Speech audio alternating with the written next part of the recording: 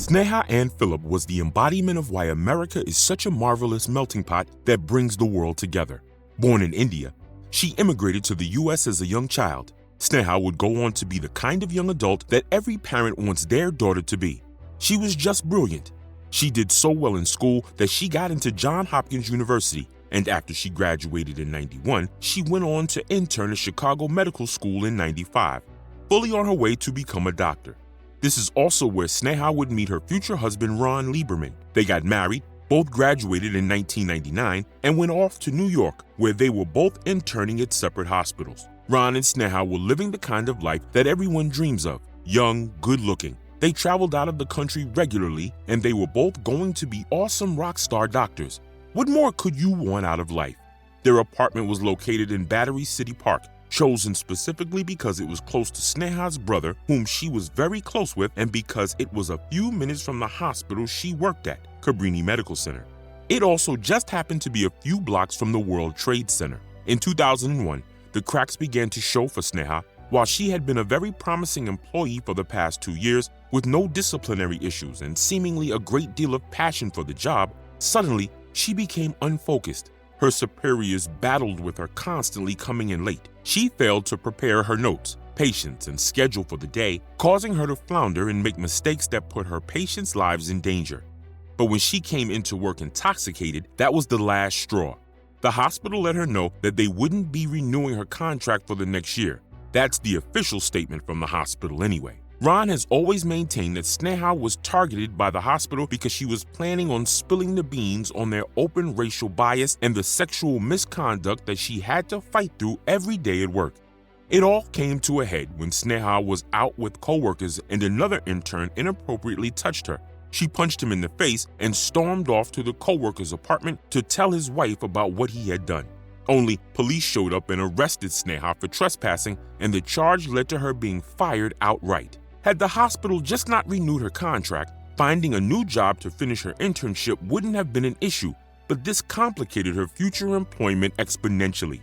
Her husband, in-laws, and her own family always maintained that Sneha had been suffering from harassment at work for 2 years for her race and the fact that she was a woman. Unfortunately, Sneha didn't do the best job of proving her innocence after being fired. It might be argued that she didn't have a drinking problem before, but now she definitely did. She blew through her new job at St. Vincent's Hospital in just a few months. They'd hired her under the condition that she attend a substance abuse program, but she just never showed up for her therapy sessions, so they let her go too. Sneha started hanging out at gay bars because there at least she wouldn't have to worry about creepy men groping her or running into her old colleagues. These bars were also more on the artsy side, and Sneha was a talented painter, so she met with other artists all the time.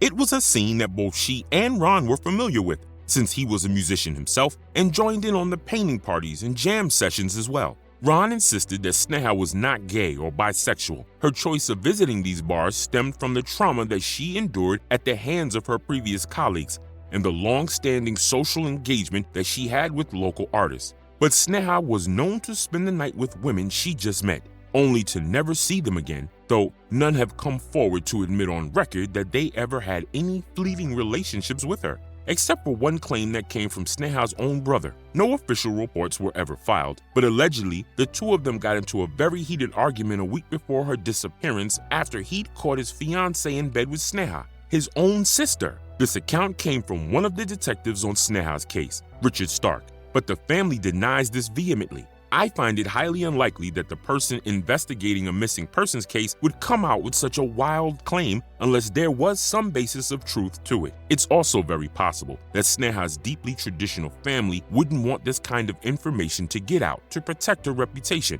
as well as the entire families. As for Ron and Sneha, they were definitely having marital problems, mainly due to Sneha's incessant partying and her habit of forgetting to let him know where she was.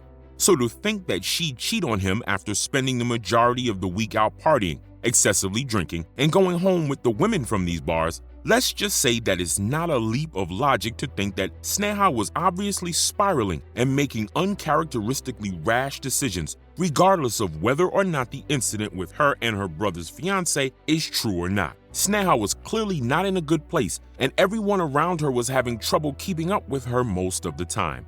On Monday, September 10th, the day before 9/11 tore the United States apart, Sneha was scheduled to appear in court for a hearing about that incident involving the altercation with the coworker that she punched. She arrived with her husband next to her and pleaded not guilty to the charge, citing self-defense. Based on this plea, the court sent everyone home to await the trial date. Outside the courthouse, Sneha and Ron had a very public argument in full view of several officers, court employees, and civilians who were there for their own hearings. Ron accused Sneha of drug abuse and having bisexual affairs. Despite all of these witnesses, Ron to this day claims that police are making this entire altercation up, just like they lied about Sneha's affair with her soon-to-be sister-in-law. And here's where I started losing Ron and Sneha's family.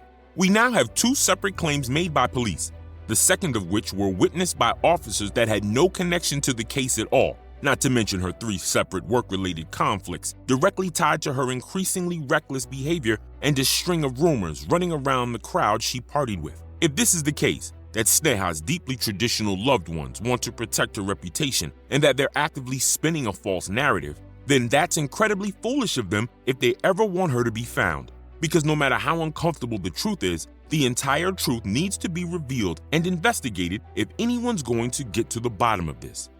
But if this really is the NYPD throwing out damaging lies to spare them a serious investigation, then that's even more despicable. It's not like they're exactly innocent of falsifying evidence or even making up narratives completely to spare them the effort of investigating a murder or disappearance. Back then, this happened all the time. And given what was going to happen in New York the very next day, well, they were up to their ears in the worst terrorist attack in U.S. history. They might very well have decided that they didn't have time to deal with some random immigrant doctor with marital problems. So keep those two separate narratives in mind as we go forward. Sneha's side could be lying, or the cops could be the ones lying. Police say that Sneha stormed off without Ron, but Ron claims that they left together without fighting and had breakfast at their apartment at 10:30. Ron needed to get back to work, and Sneha planned to do some cleaning and to prepare the guest bedroom for a cousin who was coming to visit them in a few days. Ron got to kiss his wife goodbye, and according to him, they parted ways on good terms. At 2:30, Sneha chatted with her mother, and she sounded perfectly fine, happy, and full of plans to go shopping at the World Trade Center the next day because there was a restaurant there that she wanted to check out. At 4, Sneha changed into a brown dress and sandals on her way to shop for clothes. At 5:15, CCTV cameras at the apartment complex caught her walking out the door. At 6 p.m., a department store camera caught her again, shopping for clothes and shoes. The store was called Century 21, and it was less than a 7-minute walk from the World Trade Center. No cameras caught her heading in that direction, but she was planning on going the next day to catch that restaurant, so it's unlikely that she went that night. That night, Ron arrived back home just after midnight, but Sneha wasn't home. He just assumed that she was out with friends again and went to bed. He just put in 12 hours at the hospital, and all of his movements were accounted for on CCTV at his workplace and the apartment building. He woke up alone and made it back to work at 8 a.m. on September the 11th.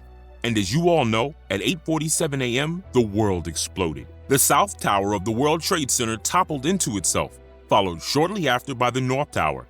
The Pentagon was hit, and a third plane heading for the White House went down in a farm field after the passengers fought their attackers, civilians sacrificing their own lives to save their Capitol building.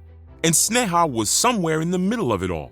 Now, you must see the gaping hole here. The last time anyone had eyes on Sneha was in that Century 21 department store when the security camera caught her the day before the attack on the towers. So the possibilities are endless. It's possible that she was in the restaurant inside one of the towers, or that she was in one of the nearby buildings after spending the night with a friend after a party, or maybe she was just starting to head home and was on the street when the towers blew up above her head.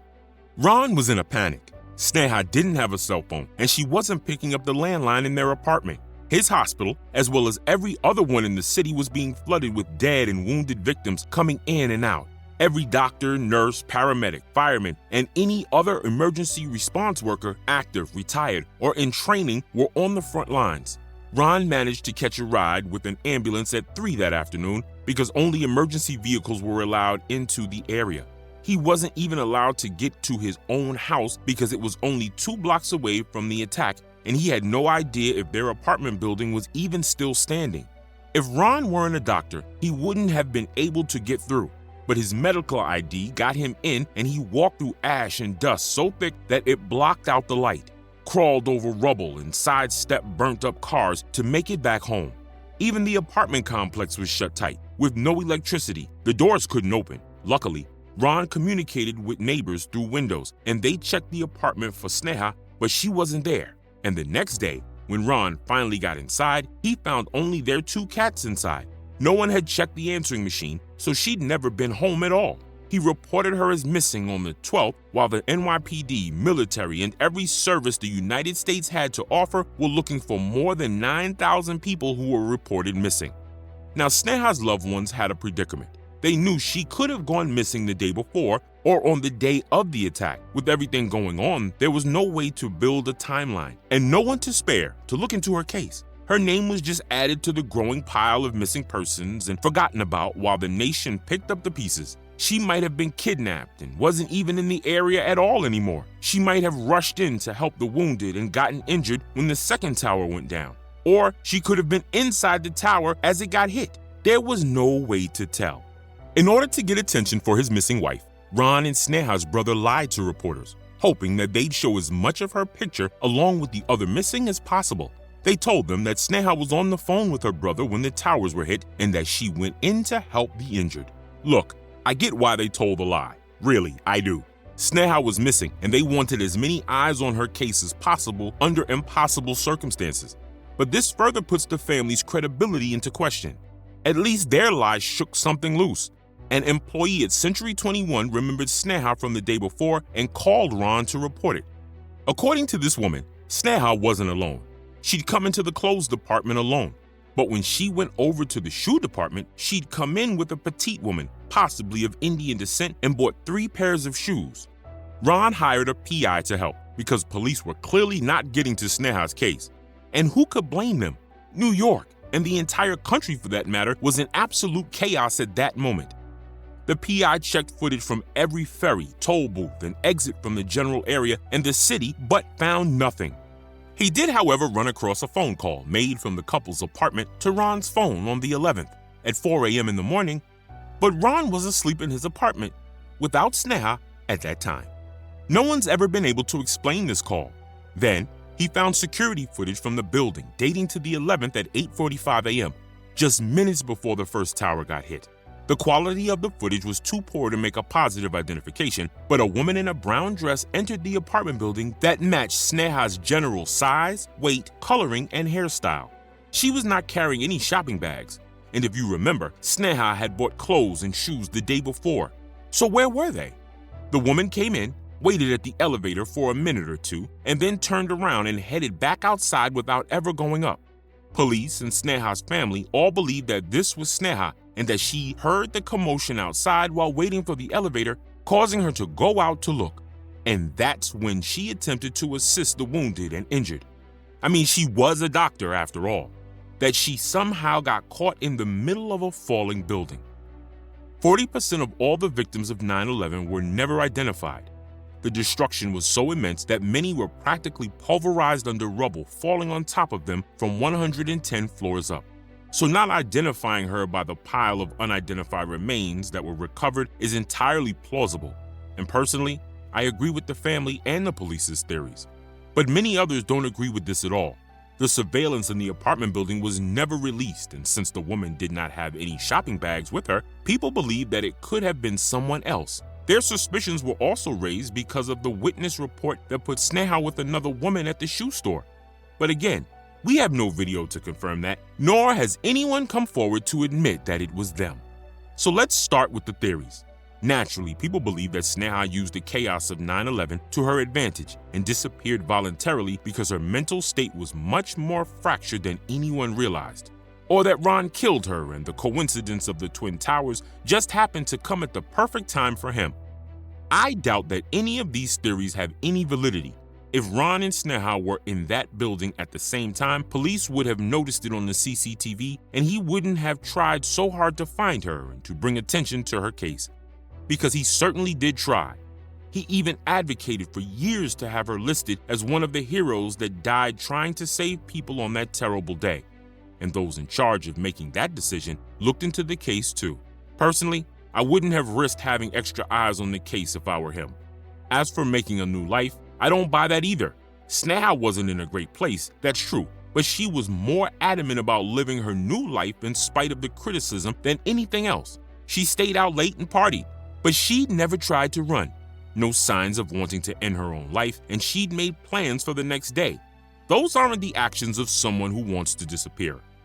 I think it was Sneha walking into that building, and she ran out into the chaos to help where she could. And like so many others on September the 11th, she lost her life helping others. Or maybe I'm just naive. What do you think? Is there a mystery here? Or is Sneha a real-life hero that got buried under the rubble? You know the drill. Leave those comments down below, share, like, and subscribe. You're the ones keeping evidence obscured on the air. See you in the next one. Cheers, people.